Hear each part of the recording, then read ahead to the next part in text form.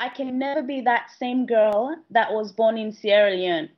And I can never be solely Australian. I can only be both. I have a little bit of both in me. When I came to this country, I brought things with me, and then living here, there are things that, I have learned, and there are things that I've seen. So my experience will never be the same. I will describe myself as an African living in Australia and loving it. At the moment, the work that I would want to put out now is my experience as a Sierra Leonean in Australia. Just to be able to show cultural clashes and the benefits and the things that I don't so much understand about living in this country, things like that.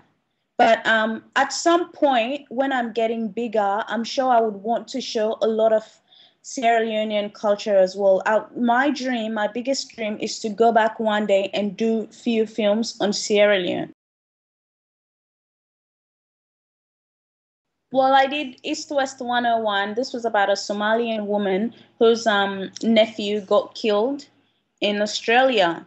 It was a beautiful story directed by Peter Andrikidis, and it was such a strong role. There was so much emotions going through me when I was doing that role. It was amazing. It was the first thing I ever did. More arrived in trucks. Then the shooting started. And the puddles turned red with blood. A young soldier put the gun in Rashid's hand and ordered him to shoot.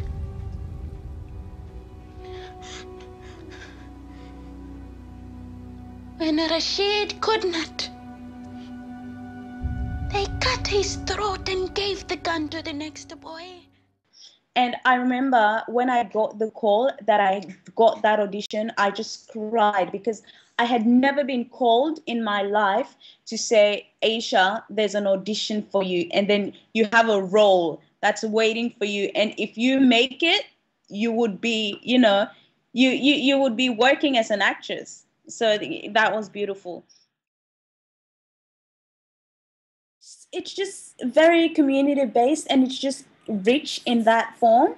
So, for example, the episode we just shot today was about Youth Week. So we're going to have behind the scenes look into Fijian Youth Initiative, their dances and things like that. And then we're also going to have behind the scenes look into the army, the young, diverse youth, the diverse youth in the army.